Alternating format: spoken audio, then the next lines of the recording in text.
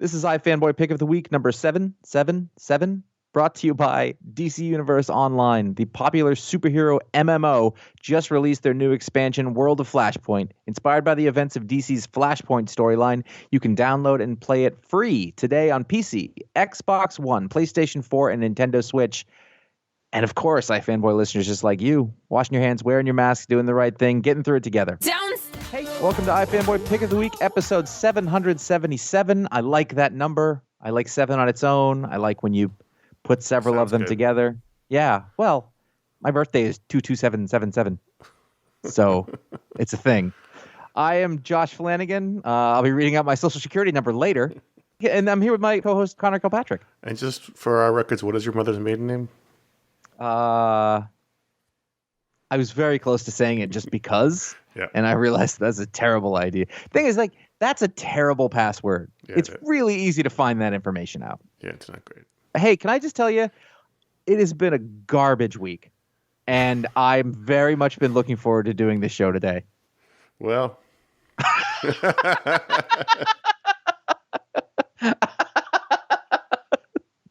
Don't ever say we're not Generation X. I'm sorry, man. I got like no sleep last night, so I'm a basket case right now. This will be a fun show. You're super excited. I just want to be asleep, so it's all gonna be fine. Should we start with what hurts? What doesn't? Seriously, I did some yard work a week and a half ago, and I wrecked some tendon in my thumb, and now everything hurts again. Ooh. Right? The same tendon you're always hurting? No, it's the one on the other hand. Oh, man. I know. Yeah. It's just, I mean, I don't drink enough water. I'm just assuming that's what it is. We are iFanboy. We are exploring this thing called middle age, and it is endlessly fascinating, and you'll just all have to deal with this. People who've been listening forever can go back and chart this. We've been ready to be old men since we were 25. I think that's clear. This is about comic books, though, oddly enough. Every week we read a stack of comics. One of us picks the one that they like the best. We call that the pick of the week. We were going to talk about that book. We're at other books. There's a patron pick. We'll answer listener mail if we have time. I mean, I'm here to have fun, Connor. Yeah. Are you here to have fun? Sure, of course. Why else would we be here? You put more into that than you did just a few minutes ago, and I appreciate it. I'm trying to wake up. There are spoilers. We'll talk about what happens in the books. We don't do it to be mean. No. That's not what we're about. You got to do it. This week, Connor had the pick, and what he said was, this should have been it before, and it's going to be it every time. Not every time. But yeah, I know how this is going to go. Righting or wrong. Pick the week, Nightwing 79. Another big week of books. I think last week I had almost 30 books. This week I had somewhere in the low 20s. So it was still a pretty heavy week of comic reading. Yeah. And some of them were much longer than normal. I kept getting to like 40-page books, and I was like, come on. I had that exact experience at least twice this week. Like, I was going through it, and I was like, why isn't this over? We all like great comics. We do. But sometimes you have a lot to read to do the show, and you're like, oh, come on, 40 pages. Anyway, where are we? Nightwing. What's great about this book is, first of all, Tom Taylor, Bruno Redondo, Adriana Lucas, Wes Abbott is the creative team. And continuing on from the last issue in which Nightwing is settled back in the Bloodhaven, and Barbara Gordon showed up to let him know that he is now a billionaire due to Alfred's inheritance. And what does that mean for his life now as they walk around and eat some pizza? Now, I don't want to make this a thing, but we talked about egregious food habits in comics before with Kate Bishop eating her taco from the middle. Oh, God, again? Hold on. You and I mean, don't hold on. You should talk. This is we're going to page 7 in a digital reader as Barbara and Dick sit on a bench and contemplate an awesome statue while eating pizza from the local pizza joint. Now, I grew up in New York. You lived in New York for many years. You can't just eat a slice of pizza like that. It's a greasy, delicious goodness that's going to get all over your clothes if you're going to eat the pizza that way.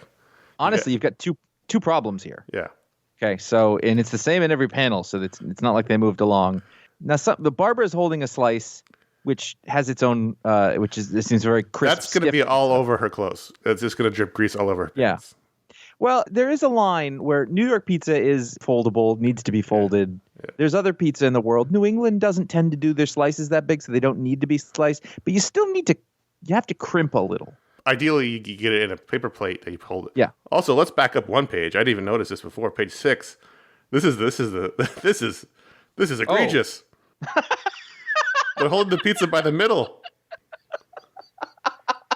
Like, this pizza's cold. That's what I mean. Yeah, that's the only way you could eat it like that. This is day old pizza because they both are palming the top of the slices. So, okay, and then finally, just to put this all in a way, back to the other page, Dick is not eating his pizza because he's thinking, He's a little sad. and he's holding it upside down, and the pizza is staying together.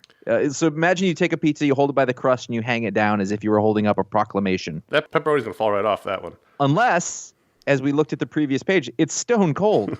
It's basically frozen. That's the only time you can do that. So here's my question. Yeah. Either Bruno Redondo, this is a beautiful book. Yeah, it's a beautiful book. I have no other problems with this book. I didn't even notice this stuff, but now that I have, it's a little ruined. Has he never seen pizza? I find that hard to believe. I will give Dick this. There are some people who I think are animals who will, when getting a New York slice, will then turn it like that and have the grease drip off of it. As a maintenance sort of move. I assume it's a health thing.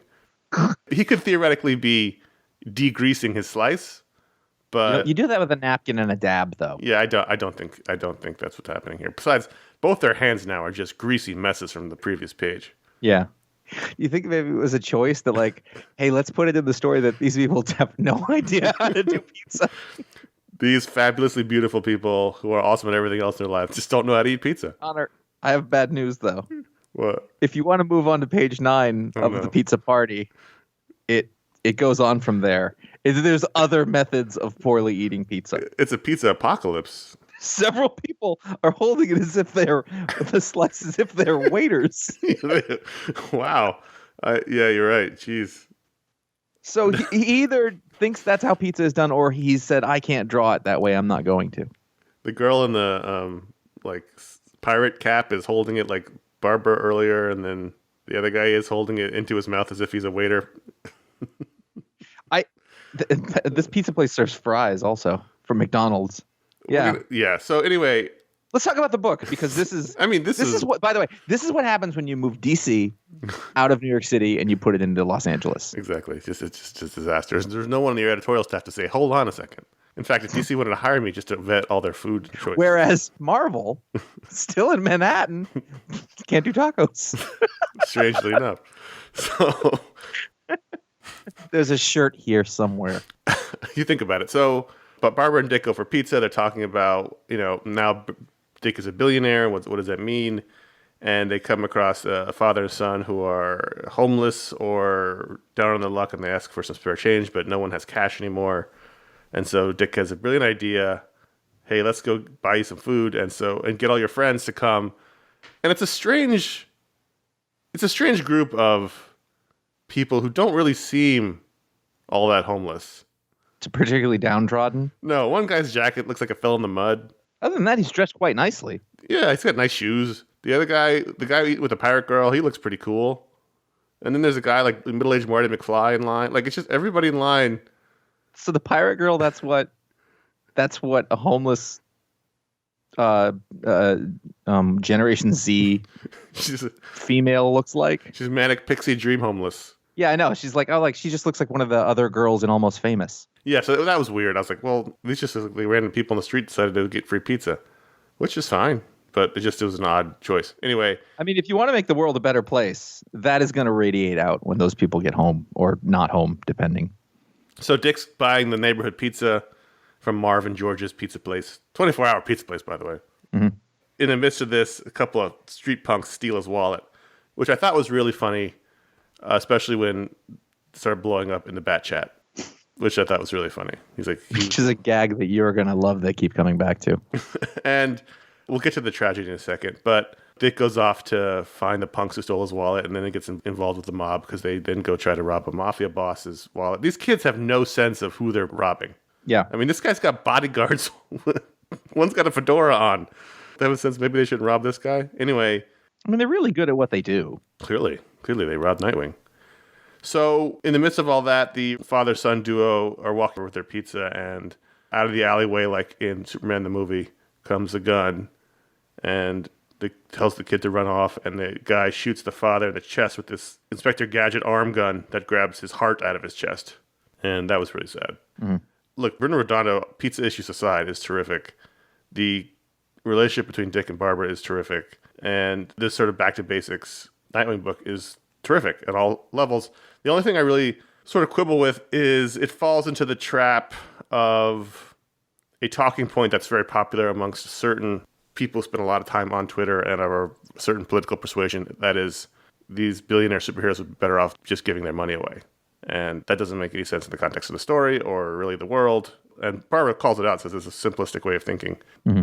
Maybe it's just exploring the idea. I mean, there's probably something to it, but at the same time, like, none of this makes sense. So that's one of those don't. But also there's a line where Dick says, I always thought Batman could have done more as Bruce. But the thing is, like, if you think back to all these years of Batman stories, how many times is it a Wayne Foundation clinic or Wayne Foundation orphanage or Wayne Foundation? Yeah. It's not like he wasn't doing it. Like, he was clearly funding a lot of social services in Gotham City. That's a good point. He was not doing that thing. That was always, Is Tony Stark doing that? I don't think he is. No. Like, he would if he thought of it. Yeah.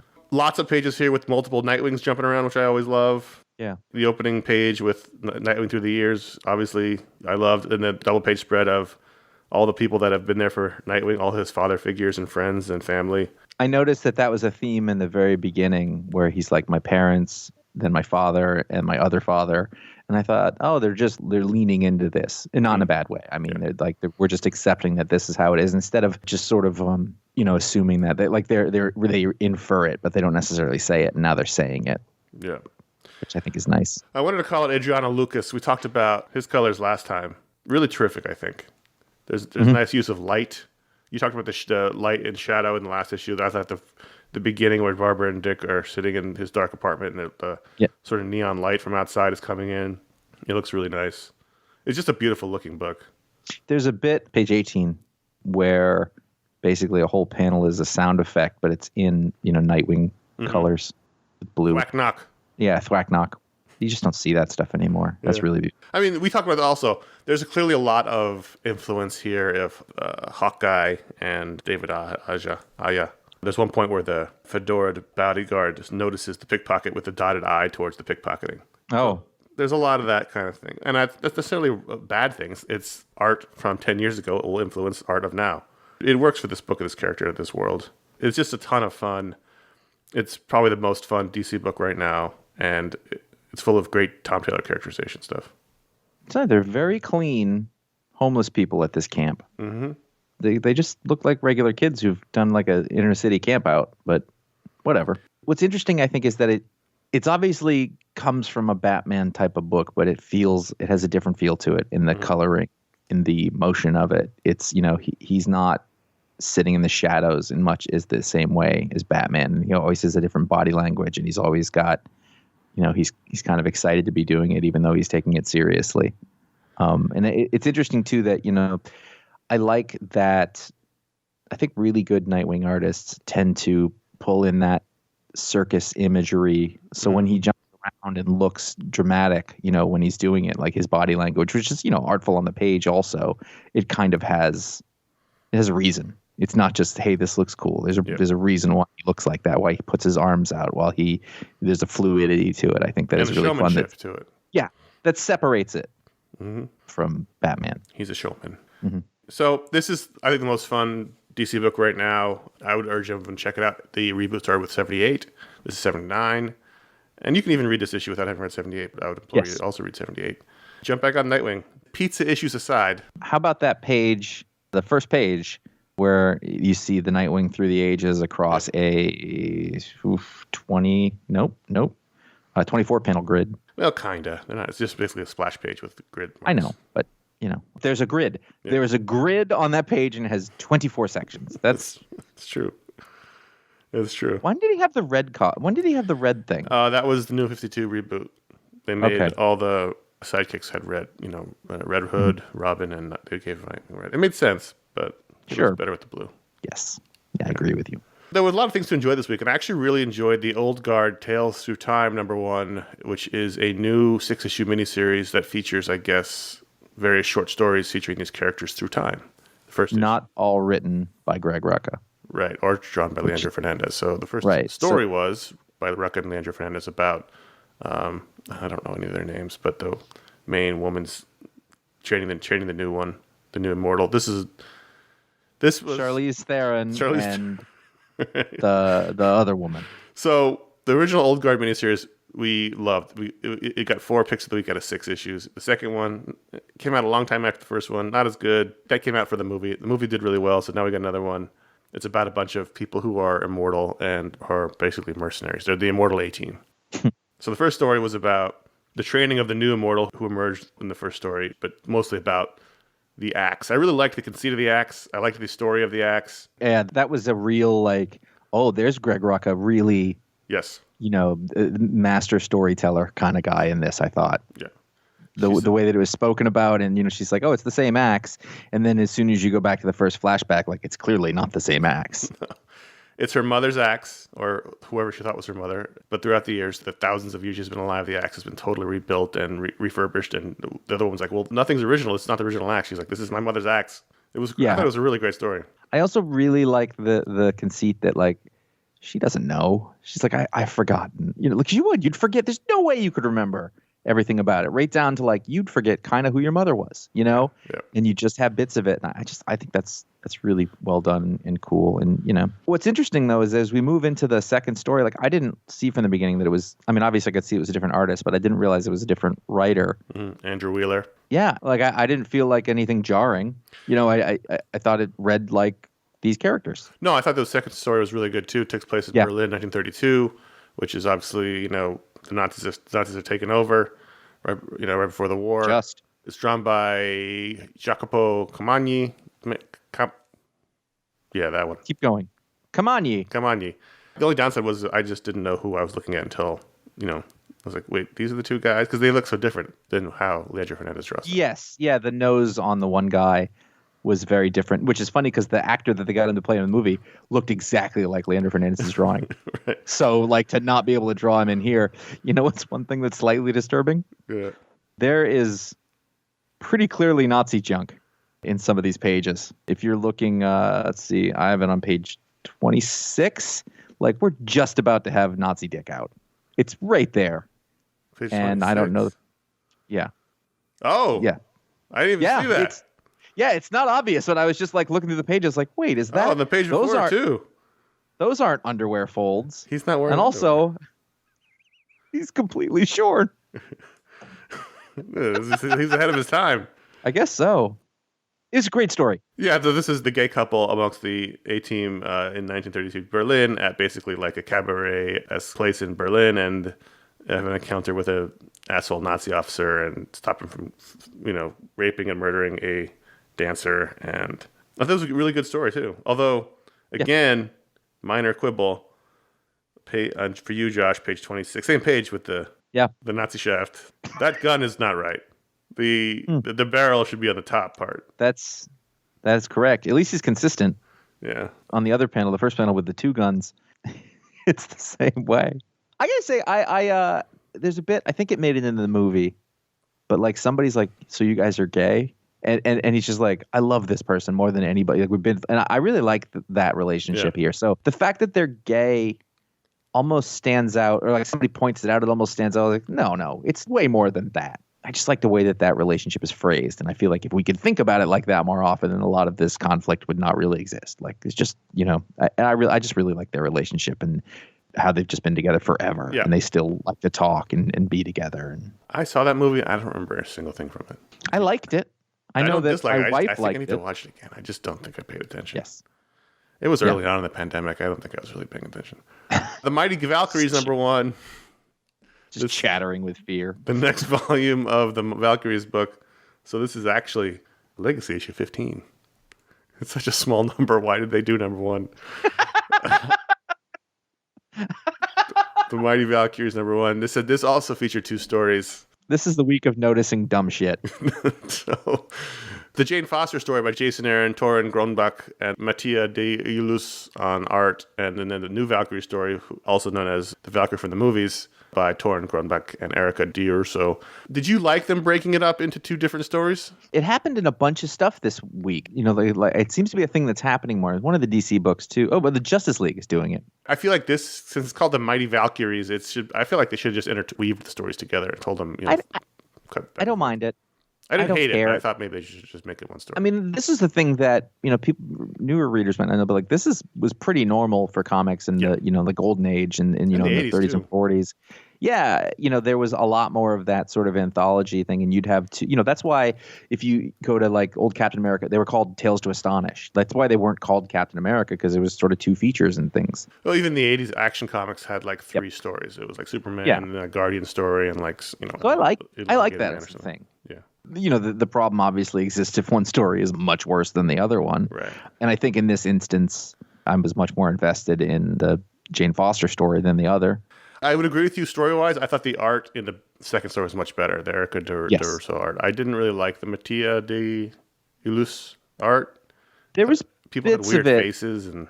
Yeah, it kind of fits that they've been doing this kind of thing in Thor for a bit, or at least they were during Jason Aaron's, where it's slightly realized. I don't know. I liked it. I liked the other style better for it, but I don't know. It looked unique enough. There's a shot of Hela, which is on page 10 digitally, where I don't know. I thought, oh, that's kind of cool. Her breast isn't making sense with gravity, but either way. Well, she's in hell. I don't know if there's gravity in hell or what's. Yeah, it's a good point. It just looked.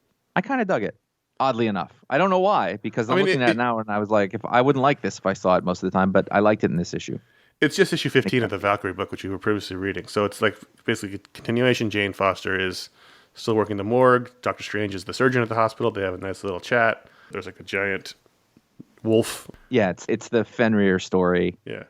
Basically Loki's son is Fenrir. He's in Norse mythology, he's the one who's going to bring about Ragnarok. But in this, what you have is Fenrir's children, who are two souls that are in one body of a beast, which is such a Norse mythology thing to do. Mm-hmm. That's the story. It's just a classic Norse mythology story. Right. Pretty good. I really like the scene with Jane and Strange. Mm-hmm. Yeah, I think I enjoyed it. It was like one of those like, oh, it's another fine issue. Like, I liked it. I didn't really think about it very much. And the Tessa Thompson Valkyrie story in the back, where she's in some distant corner of the galaxy in some planet where they have captured a oracle, I assume a Norse oracle. Mm-hmm. And so they've been running their society through this oracle, making all the decisions, asking it questions. You're only allowed to ask it the one question, though. I really liked the scene a lot where we're introduced to the oracle and the people asking him a question, and he's like, they're all asking the wrong questions.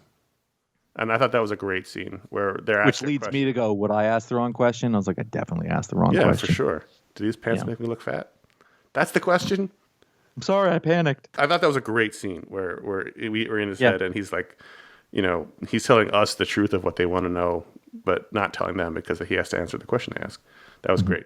This whole thing is just an excuse to give this new Valkyrie a name, which is Runa. So it was fine. Her new name is Grogu, which was a classic synergy mistake that happened at Disney. So I don't know if these stories are going to keep going separately. I mean, obviously for the next issue they are, but I don't know if this eventually they're going to meet up or what. But I enjoyed this book. That would be a really cool thing to do. Like that seems like eventually, like just sort of out of nowhere, they come together and then it's a thing. That would be good.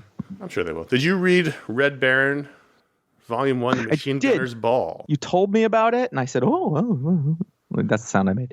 And then I forgot it because I didn't download it after I bought it. And then this morning I went, I have to read that. And so I did, and I'm very glad that you said something about it. It is not exactly what I expected. No. But this it was came about because it received votes in the Patron Pick, and they were talking about it on the Discord channel. And I was like, I read their description, and it was on Comixology. It's 49 pages, $6. It's a European comic published by Cinebook in Europe. This is our second week in a row talking about European comics. Augie DeBleek is probably happy right now. I'm down with having more European comics. Like, it's hard to find them on a weekly basis, but yeah. It's 49 pages. It's basically like 2 issues worth of comics, 2.5 issues worth of comics in one. And it's about World War I and the Red Baron. It's a fictionalized story of the Red Baron. It's fictionalized because this Red Baron has superpowers, which I was like, but I was okay. I know what you're saying. Also, this Red Baron played by Christian Bale. Is he? Yeah, look at page 9 and 10. Man. Oh yeah, he totally is, isn't he? Yep. He's an evil Nazi. Or he's not a Nazi, actually. It's pre-Nazi, but he has that same, like, he looks exactly like, other than Christian Bale, he looks like the Nazi in the Old Guard. Yeah. Same kind of, like, Aryan asshole thing going on. I really liked this. It was a kind of story I haven't read in a bit, and I know they did give him superpowers to a certain extent, but it was very subtle. It was a very He kind of like basically like if somebody's scared, he can sense the danger and he can sort of see what their next move is going to be. He's describing it as mind reading, but honestly, I almost didn't even read it like it was a superpower. It's just that he's really perceptive. It's on the line of it could be superpower. It could just be that he's really good at guessing. He's good at reading body language. That's kind of how I took it. So it starts off with him in a dogfight and with a British plane, and he kills the guy, and then they both land, and he watches him die, and he likes it. Because at first you're like, oh, he's kind of sympathetic. Oh no, he's a monster. Yep, that's exactly the thing. Is I was like, well, okay, in World War I, there was just two sides, you know, and there wasn't like Nazis. It was a big, horrible war between countries because of all sorts of really strange things that happened and treaties and pacts. And I thought it'll be interesting. And, you know, the Red Baron is a sort of cultural figure who's survived, but was a real person. Yep. They're the first fighter ace. And in this, you know, at first you're right. You're like, oh, maybe they're just going to tell a story of this guy and there won't be sort of a morality judgment on it. And it's like, no, he's a serial killer.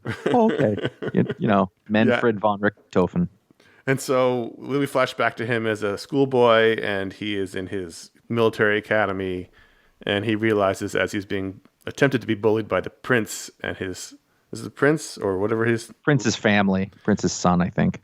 And his cronies, that he can anticipate their moves, and he beats them all up because he knows where they're going to punch and all that stuff. And then we jump forward to really the most disturbing part of this whole book was later on when he, with his creepy skull walking stick, he goes to the worst part of town in Berlin and just murders two people. That's the Hans are we the baddies skull moment in that. You know, it's just like, oh, okay, he's leaning into this. Yeah. He's good looking and intelligent, but he's not good. He basically provokes a bunch of Berlin gang members to attack him, and he beats them off. They run away. Okay, let's. He beats them up. He scares them off. Yeah, sorry. Beat them off. He beat them up. He scares them off, and the one guy in the ground. It turns out that the skull cane, not surprisingly, is also a sword, and he stabs the guy in the back of the neck and kills him. And then the woman who was there, he really brutally, cold-heartedly kills with a strike to the temple. It was crazy. Yeah. I thought there was a great scene at the end with the bombing of the little resort town he's in. And I think this was a really interesting book. Like I said, not at all what I expected it to be, but I did like it a lot. There was a lot of things here that were really fun. The art was good. It was a little Photoshoppy at times. Yeah, but then other times it got really impressionistic. Yeah, if you look at the crowds in the lunchroom and then the sort of last page is the plane crashes into the church, like it's a whole other thing. He's going in between styles depending on sort of how much motion is happening, almost. There, you know, like it's really hard for me to put my finger on, and I was thinking about this the whole time I'm reading it, like, well, what is it about a European comic that feels different, you know? You know, on the basis, I'm looking, well, you know, there's a draftsmanship style, but this is still stuff you would see in American comics from time to time. The storytelling is not particularly different, but there's a different flavor that is happening here that is kind of refreshing. But it's in the same, you know, you can read the language. It's fine. I can't put my finger on it, though, but it just makes it, you know, that much more intriguing, I think. Maybe this is like a publisher or something I could keep my eye on to sort of get more of this in my weekly regimen, this kind of thing. I liked it a lot. I enjoyed it. We want to thank DC Universe Online for sponsoring this show this week. The latest expansion for the DC Universe Online, World of Flashpoint, is out now. Unlike previous expansions, World of Flashpoint is free to everyone permanently. In this expansion, the Flash's time travel accidentally creates an altered timeline where everything and everyone is different. Thomas Wayne, Batman's father, is Batman. Cyborg is the quintessential superhero. Wonder Woman and Aquaman are at war. It's up to you to fix the timeline. Travel across a diverse set of Flashpoint-inspired locations like the new open-world area of Flashpoint Gotham City, new areas of Atlantis and Themyscira, and even Nightmare Central City. Earn new rewards including a normal and enhanced version of the Pyromaniac Heatwave-inspired gear suit, as well as the Ultimate, a Doomsday-inspired gear suit. Ready to play? Download DC Universe Online for free on PC, Xbox One, PlayStation 4, Nintendo Switch. Create your own unique superhero or supervillain with special powers and a look of all your own and start playing today. What is DCUO? In DC Universe Online, you create your own unique superhero or supervillain in the legendary DC Universe, fight alongside hundreds of iconic DC characters like Superman, Wonder Woman, and Batman, as well as thousands of other players. Level up your powers, master movement modes like flight, learn powerful attacks, and swoop into skillful action combat using a variety of weapons, gadgets, and artifacts. drawing on comic book storylines for the entire history of DC. Your adventures are vast, varied, and always growing. World of Flashpoint is the 40th episode with no end in sight. Inspired by the events of DC's Flashpoint storyline, the next expansion of DC Universe Online is Episode 40, World of Flashpoint. It was released April 15th and is free for all players on PC, Xbox One, PlayStation 4, and Nintendo Switch. I mean, you'd think for fans, the job of fixing DC's timeline, they'd be like, sign me up. I got this. I've been saying what we should do all along. Well, now's the chance. Now's your chance. Go check it out now. DC Universe Online, World of Flashpoint. Spider-Woman 11, I saw the cover said, classic costume, new villains, great jumping on point, so I jumped back onto the book. I can't believe that worked on you. I saw it, and I thought, oh, who are they kidding here? And it got you. It got me, because I read the first couple, I dropped off, and then I was like, I thought maybe, and then I saw the cover, and I was like, okay, fine. I followed orders. It was okay. Did you enjoy it? Yeah, it was fine. Yeah. I like this book. I really like this character. Poor sad sack Roger. The fight, it was a big action sequence through the whole thing as she fights these two, I don't know, the Spanish brothers who have swords and are very theatrical, we'll say. While ignoring her boyfriend? Yeah, I Baby guess. daddy? Like it's not. I don't think it's his baby. No? I don't think. Now I don't remember. It's been such a long time, but he's either way. Like in the old road trippy days, it was him and her and Ben Urich, and they would go around like solving crimes or something like that. And then she got pregnant and had the baby, and then she learned that Roger, who was a supervillain, I think he was the Porcupine or the Hedgehog, or he had a ridiculous costume. He became the sort of stay-at-home au pair, and then they sort of started to have a relationship, and now the spoiler is like he wants to propose to her, but he can't get a word in. He's very sad. And what I can't tell from it is, and I don't think this is a weakness, is whether he's sad that he can't find a way to tell her the thing, or he's like sad that she's kind of ignoring him and not taking him seriously, or some combination of those things. I like that. What does she see in him? He's very caring and he's sweet. He's a good soul, I think was the deal. Like, and she, he takes care of her son and cares about him. And, like he's there for her all the time. That's kind of the thing. Interesting. That was okay. I'll read more. Yeah, I like this character. I don't actually know this creative team at all other than in this book, but, it's pretty good. Captain Marvel 28, did you read this? I did. Yes, I did.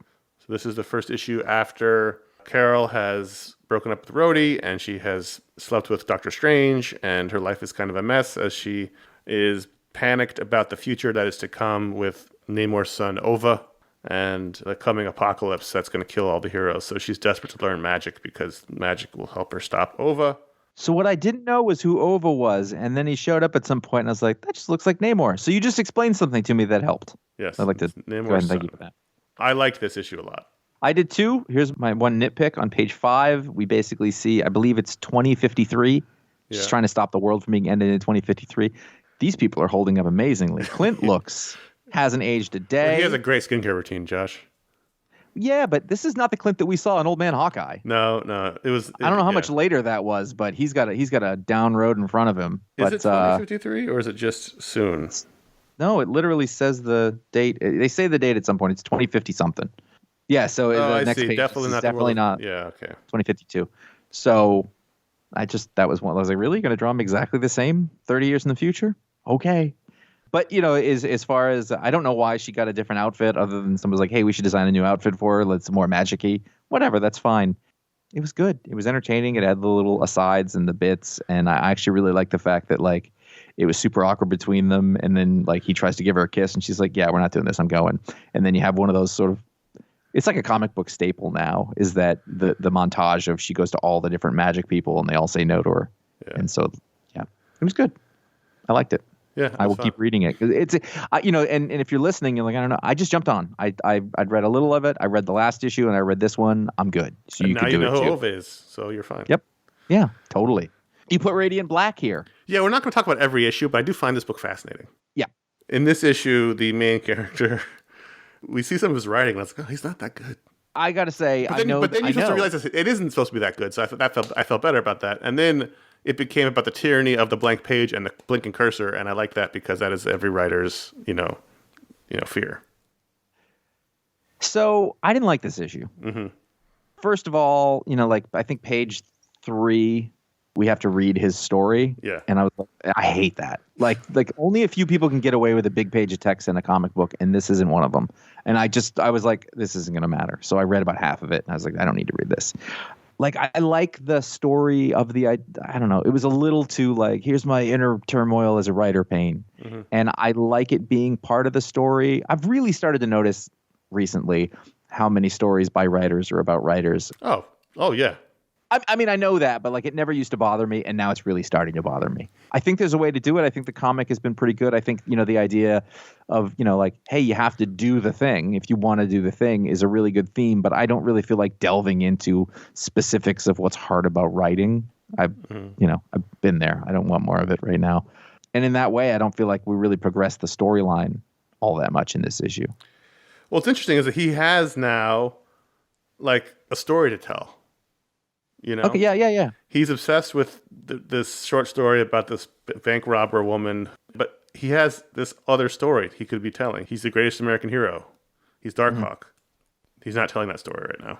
I like the interpersonal stuff a lot. I think that it was too much time spent on the intricacies of the writing, and I don't think that that's like a mistake. I don't think it's poorly done. I think it's just a matter of like, well, he's experimenting with this form and this format, and I don't think it's a bad thing. I just don't think it was fully successful. There's pages in here that were. The one where he lays down after the whole thing, he's trying to go to sleep and his eyes pop up and he's because you will always get your idea about what you should do at the exact worst time. You're like, yes. I should be sleeping. That has happened to me many, many, many times. There's a lot in there that's relatable, but it's a little too inside. And half of that might just be that, like, have my own disappointments in this area, and I was like, I don't really want to focus on this right now. I did like the scene where he tries to help the family with their flat tire and he couldn't do it, and his friend who makes him a Twitter account, and I don't know why they use the hashtag RadiantBLK. It's just 2 more letters. Just spell the whole name out. No. I don't know, but well, it's because hashtag Radiant Black is a neo-Nazi group, and I don't know that that's true, but it could be very easily. Don't ever click on the hashtags, is what I'm saying. So anyway, it's a strange book that I'm still enjoying, though. I do like the experimental aspect of it. You couldn't do this in a Darkhawk book, even though it's clearly a Darkhawk book. Yeah. Mm-hmm. Justice League 60.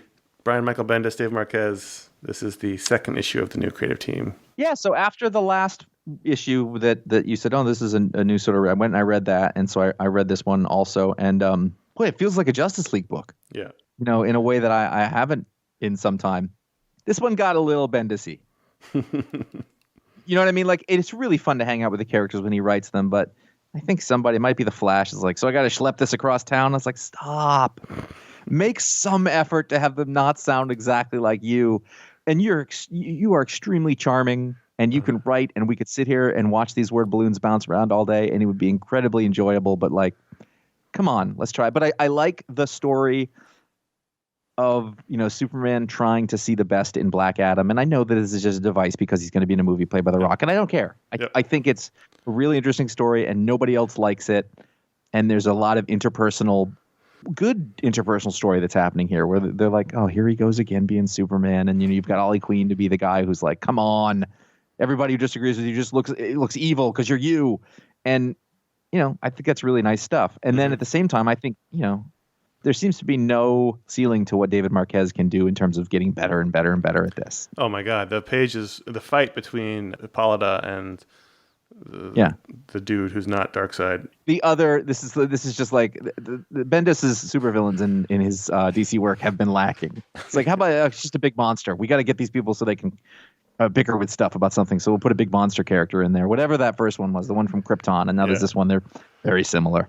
But that fight scene was terrific, where she's knocking him right at us, and then we have the blur on her staff. It's very dynamic. It's got a little bit of manga in it. It's terrific. I mean, and the character work is obviously great too. I like how everyone looks a little young, which is what they were supposed to try to do in the first place. Yeah, I really like how he draws Superman. Yes. I noticed that in the last 2 books. My only like, he's got the capes dragging on the ground, and I was like, I don't know about that. It's a choice, whatever. But yeah, there's something about the way that he draws Superman that's like almost a little less bulky and a little younger. Mm-hmm. He's thinner. Very he's like Christopher Reeve. Face. Yeah. I think it works really well. And then you've got isn't there a second storyline in this? Co-feature. Yeah. Justice League Dark with the Demon and Zatanna and John Constantine. I like that. Something about Merlin, yeah. Yep. It was really well written and nicely drawn, and I do love Etrigan sitting at the conference table while other people are forced to stand, by the way. That's Ram V and Hermanico on the Hermanico for that one. Merlin is back and he's an asshole. And so the Justice League Dark is going to have to deal with him. He's also showing up over at the same time in the Black Knight book that came out this week. That's right. And I was like, you guys need to talk this out. Because it gets confusing. I was thinking, and I don't want to spend more than a minute on this, is if you recall in the old days when Bendis started on Avengers, and it felt like a real important, vital book in the Marvel Universe, and now I don't know why books like Justice League or Avengers don't feel that way anymore. It's not because the content isn't there. I just don't know why they no longer feel vital to the... Like, Avengers felt like you had to be reading Avengers if you were wanting to follow the story in Marvel. And I don't know why it doesn't like that anymore. Just think it's the nature of our pick and choose world, and everything is so specialized that you only have to focus on the thing that you want to, on the little grains and bits and pieces, and people just don't have the desire for the big thing that everybody's doing so much anymore, because it's all about, the very specific niche of the thing that you want to watch. I don't know if that's true in comics, though. I mean, I think it's everything, and I think it's bleeding into comics. Because it's so much easier to sort of just pick and choose everything. And maybe also just, Bendis is a 50-year-old man. I don't even just mean Bendis, because we've had other writers on these books. I just mean in general. Like, they tried running the DC story through Justice League before with Metal. It just didn't feel vital. And Avengers hasn't felt important, it's like a weird side. Like, hell, this week it was about King of Black. But Metal was about this. You know what I mean? Like Metal was that thing, when it was on, or King in Black was that thing. So it's not the book anymore. It's the event, at least for the last couple, because that seems to be the thing. It's just like, there's no superstars. It's not really hot books anymore. It doesn't feel like sexy books. Yeah. I don't know. Those books need to get to the gym. Good question. It's something we should revisit. We should think about. Those are the books we wanted to talk about. There's a lot of them this week. But at patreon.com/iFanboy, you can vote to add a book to the rundown, and every patron can vote to add a book to the rundown. They don't all vote. But this week, the wire-to-wire winner was Way of X #1, Cy Spurrier, Bob Quinn, Hava Tartaglia, and Clayton Cowles is the creative team. And I'm actually really glad this was the patron pick, Josh, because I was going to read this, but you definitely were not. Actually, I saw what the title was, and I thought, I don't want that. And then I saw the creative team, and I said, okay, I probably would have read that if I noticed it. So I read it. I would have either way. What I liked is that, when the whole Krakoa storyline started, we were both checking out the X-Men books. I'm still reading a couple of them. Our whole thing, which people didn't like to hear, was that the X-Men had become dicks. And that this was not a good way they were going. We called that early. I'm going to pat us in the back for that. And this whole issue is about that idea that the X-Men are dicks now. And it's not good. And I like the generational divide between an old school X-Men like Nightcrawler and a bunch of young mutants. They're like real arrogant assholes because they can't die, and all they do is hang out and bang each other, and it's breeding a very sort of toxic culture on Krakoa. I thought the scene where they go on the mission and they all want Pixie to get shot and killed because she hasn't died yet, and they're all like, "Oh, shoot her, go ahead, yeah," and it was like very disturbing. Yeah, I thought it was really effective. I guess it was. I just don't feel any connection to it. It was the thing. I don't know. It's like it's probably maybe why I'm not into a superhero book, is to just read like how dysfunctional this has become. While I try to think about what the metaphor is and what we're trying to say, or even just like what's affecting it to make this story be a thing. And I still always have a trouble with the X-Men books in that I just don't know who most of the characters are, other than sort of recognizing them. And so I feel like there's character work going on that I don't really get a lot of times, other than if we're just talking about the main X-Men. So like, I don't know anything about Pixie. I know she showed up in Runaways recently. And we've been in this thing for a while. I think the concept is correct. Like, oh, people in Krakoa are terrible now. But I'm like, well, how long are we going to have to do this? I don't want them to be that. I want them to be superheroes. Right, and then, this is a sort of the culmination. This is like Act 2 of this Hickman storyline, right? It's like the first act was building up this world, and this is awesome, but there was always a little dark vein through it. And now it's like Nightcrawler, who was sort of the moral center of the X-Men, always has been in a way, is like, this isn't good. And you're all like jerks, and the metaphor is that young people are terrible. That's what I think. I mean, is that what it is? Is it like people our age talking about like Gen Z people and be like, ugh, stop dancing on TikTok. Why are you all like this? So all you do is lip sync on TikTok? Is that all you do all day? Don't start me. So don't. Anyway, I thought this was good because it got us to the point that you and I have been seeing since the very beginning. No, I didn't love everything in this issue. I don't necessarily know if I'm going to keep reading this book necessarily. I thought this could have worked as a one-shot. Like, this is a one-shot to sort of reorient where we're going. I don't know it necessarily needs to be its own thing because there's already a million X-Men books. Yeah. But I did enjoy it. I really was disturbed by the open where they went on the mission. Yeah. I didn't really, I was struggling by the end of it. I actually went in with a pretty good, like when I heard the title, you were like, Patron Pick's going to be this. And I was like, all right, fine. And then I saw the team and I was like, all right, let's go in. Maybe this will be a different thing. And, I think Cy Spurrier is really good. But sometimes if a good writer applies themselves to a thing that I don't really have any affection for, it just sort of goes away. So by the end, I was like, all right, let's just get to the end. I think this one was longer. I think this was one of the 40 pagers. Yeah, it's 40 pages. Yeah. And I was like, I was on like page 23 or 4 and I was like, why isn't this over?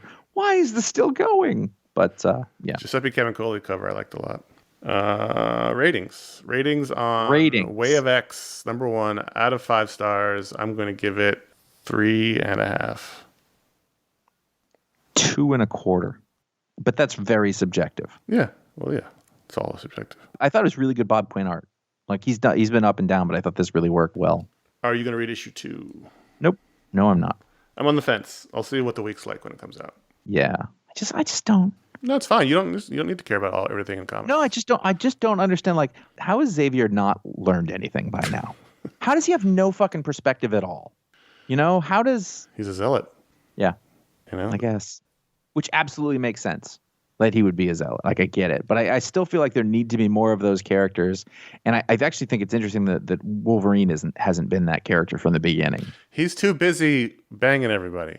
Maybe, but I feel like judgment. He would be the one guy to see, like, the bullshit of it. He's finally in a relationship with Jean. He's too busy. Fair enough. Is he? Is that what's going on over there? He's in a throuple with Jean and Scott. Ugh. Yeah. I showed my age with that response. I know. Patreon.com/iFanboy. That's where you can go add a book to the rundown. But if you give it the $5 or higher level, get your own superpower live on the show, like these people. James Reardon is the creaser. He can add or remove creases from anything. Anything. So say that you have a piece of pizza and you've decided to fold it, but it's too crispy. And then when you do that, it cracks the crust and all of a sudden you've got a problem on you. You can remove that crease. Say that you just bought a new shirt and it's one of them ones that was in the bag wrapped around a piece of cardboard, and you're like, oh, I want to wear the shirt, but now I got to wash it and iron it. And it's not going to feel like a new shirt after I do that.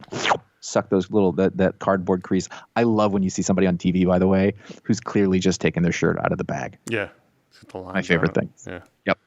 So he can crease or decrease anything. He can not decrease. Or decrease. Like yeah. He can put a crease in or take a crease out. Not just fabric, though. It could be any items. Could be could be a cement sidewalk. He could crease that son of a bitch. Ryan Howard. If Ryan Howard eats meat for the next 24 hours, he can turn into the animal he just ate. Not the actual animal, but a version of the animal. So, for instance, if he has a chicken, he can turn into a chicken for 24 hours. For the next 24 hours, at his leisure.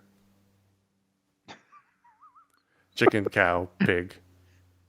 Yeah, he'd probably start getting into some pretty crazy game just to split things up. Venison, go run like a deer. Were you with me? I don't think so. I think it was with Ron. There was some Australian restaurant in Midtown, and we had like kangaroo skewers. Really? Yes. Wow. Which where was I still feel bad about, but also makes a great story. I don't know why I feel bad about it. There was some, hole in the wall barbecue place in like Brooklyn many years ago, like 20 plus years ago. They had everything. It's like, I'll try that snake and I'll try that crocodile. Mm-hmm. So I could have turned into all kinds of fun things if I had Ryan Howard. Then after that, people were like, yeah, but about the sustainable thing. And they were like, I see, we shouldn't do that. Then they pulled their hair up into top knots and then started doing vegan shit. Dancing on TikTok. So what I did the other night, just so you know, no. Oh, God. is I just started writing down a lot of things. So I have a big list here, and I'm just realizing now that some of these are very dumb. Oh, powers. I thought you were like grievances. I thought you were No, going to go no, I off on don't a whole have TikTok grievances. rant. Like, but I have a big list, and I thought I was like, this is brilliant, and it was like the thing that like a drunk person would do and wake up and go, what is this? Right. But here we are, Uh-huh. and what happened is that Chris Hunter, and I'd written this down before, so it's nothing to do with what you just said, Yeah. has the ham touch. Ham touch. Anything he touches turns to ham. Like Midas, he's got the ham touch. So, it's not like they don't turn like slices of ham or like a ham. It's just like ham. So if you touch this microphone, it'd be a microphone shaped ham. I mean, he can control it. He's not inadvertently changing. No, but I mean, is it in the shape of the thing he touched? Yeah. It takes on the property and the matter What kind changes of ham? the ham. I mean, this is the part where you start having to work in and use your imagination, but I'm going to say that it turns into the type of ham that is most appropriate for the item. So if we're talking, what's that really expensive, like Spanish ham? Oh, yes. Not prosciutto, but the other one. Yeah. So whatever that is. He's got the touch of ham.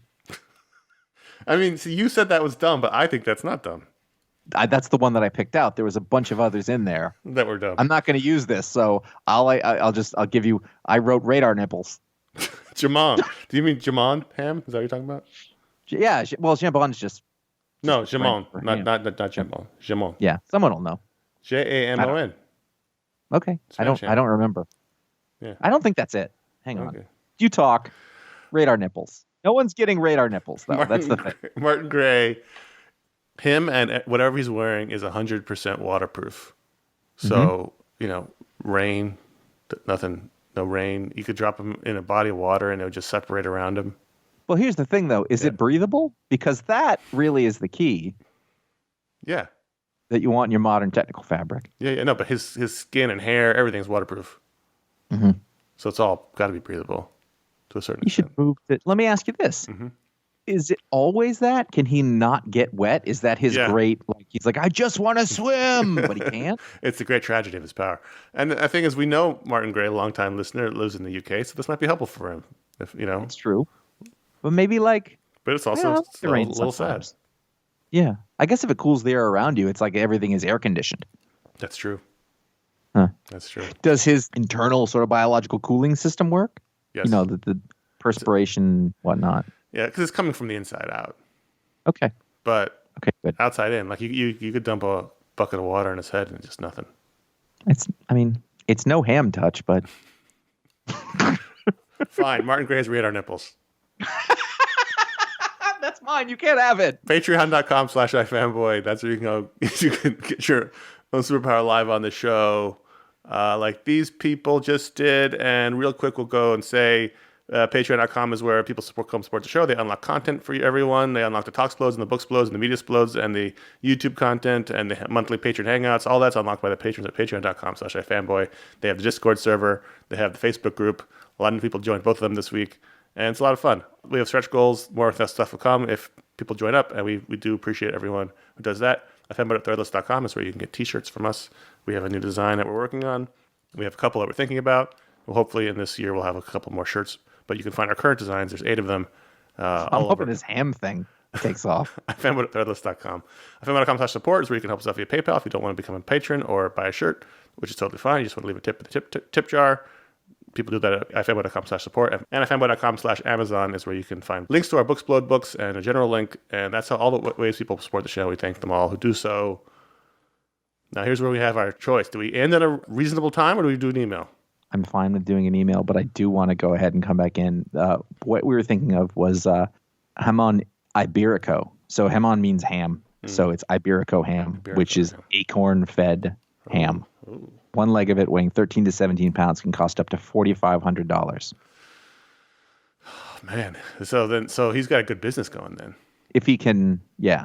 He can I turn see a listing here on Amazon, and it's $1,186. He could turn anything into that ham and make a fortune. Yeah. Theoretically, yeah. Chris Hunter's hams. That could be his business. Mm-hmm. Hunter hams. Got that ham touch. Ham hands. He's ham-handed, but not in the bad way. Scott H. from Portland, Oregon says, I've been thinking about this question since I started following the comics media in the mid-2000s. Is the comics the medium with the least amount of critical or audience consensus? There are a lot of books and a lot of different types of books, and it feels like there's just a cacophony of viewpoints out there. This is likely because the comics media is made up entirely of fans. With film, there's often reference to a critical consensus and also sometimes an audience consensus. I've never really felt that comics have had a critical or audience consensus of much of anything short of Watchmen is great, Jack Kirby is great, which of course they are.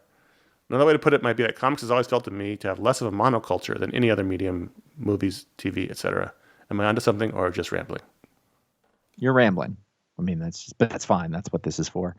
I mean, I think this is related to the thing that we were talking about earlier, because he says since the mid-2000s. I mean, that's when you've seen the culture of media completely change from being a thing that like there was a focal point that things revolved around to, a split up long tail sort of tree of different things. And now that everybody, say social media, Twitter, 2006, 7, we're going to try not to talk about TikTok for a minute or two, it starts to give everybody their little platform. And you're talking about since 2000, everybody had their little platform. Before that, there were a couple of like print media outlets and, things like that, but there wasn't, you're seeing the rise of fan criticism of like this semi-professional, pro-am thing where everybody has an opinion. And I don't think it's any different with movie or TV. You can find an article that says anything about anything. It's just that there isn't really a gatekeeper for comics anymore. Yeah. I would say it's not necessarily wrong, but I also think that there's not academia around comics. There's not a critical study of comics like there is of film and television. You don't have, scholarly works being done about comics. It is a fan culture. Comics media is fan media. It's fan press. So it always has been because it's such a small culture. So you don't have, scholars who get, people getting their PhD. There might be some out there, but for the most part, you don't get people getting their PhD on comic book study like you do for film study. Yeah. Connor and I went to school, and, we did film and TV classes. Like we did high-end classes on television. Right. So that gives you a basis. Now, not everybody's going to be, affected by that, but at least there's a sort of starting point that we all know, there's a reason The Sopranos is regarded It's a niche. Nothing wrong with that. Comics are a niche. They're a subculture. Yeah.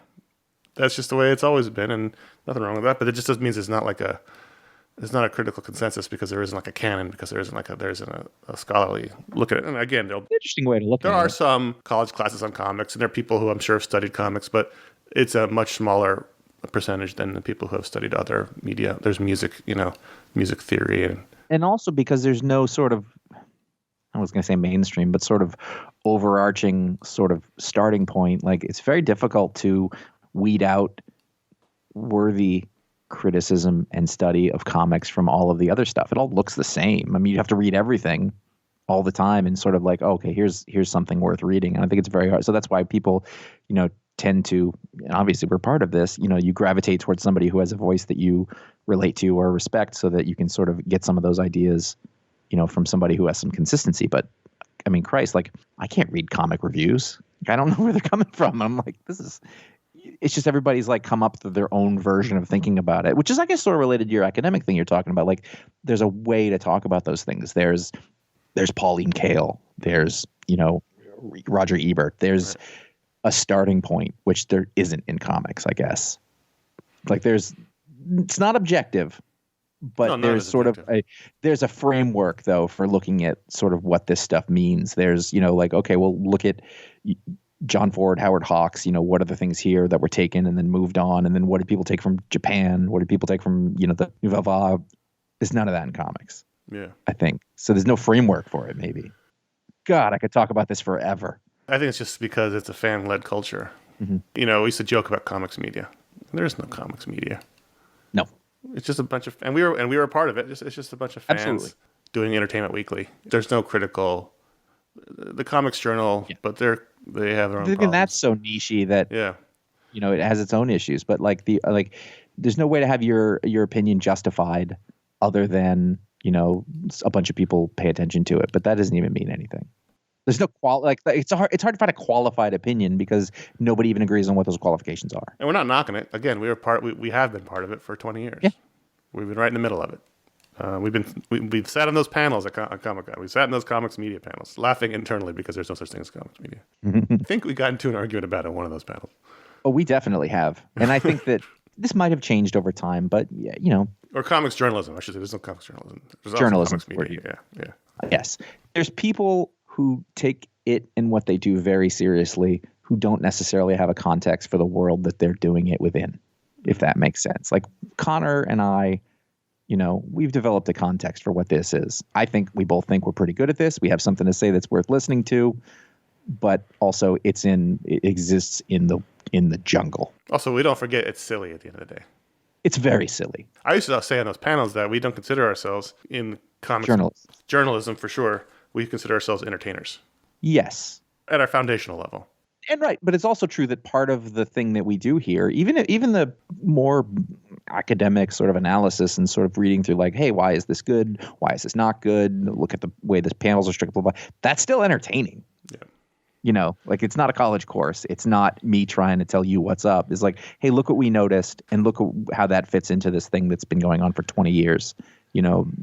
I hope you find some value out of this because we do. And that's entertaining. We should also note that for anyone who's come around in the last couple of years is like, of course you're not fucking journalists. The website used to have full written articles and reviews and interviews and news pieces. And, we used to do like a whole thing that was considered comics media, but we never considered it to be journalism because it was not. Because we know what real journalism is. It's Entertainment Weekly. Yeah, at best. At best, on a good day. It's a pretty well done zine. Right. What I mean is like, entertainment media, and we really do have to stop this conversation. Entertainment media is mostly about promoting entertainment products. Yes. Even the most mainstream and well-regarded entertainment media is still about promoting films and TV shows and actors and studios.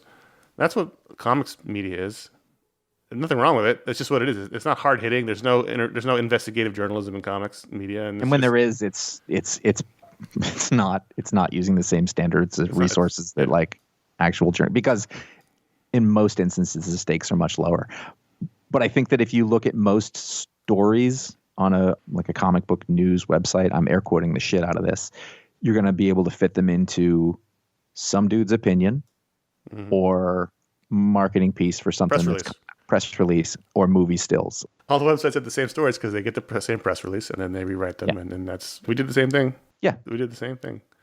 Movie stills, press releases, and then opinion pieces. Yep. All right.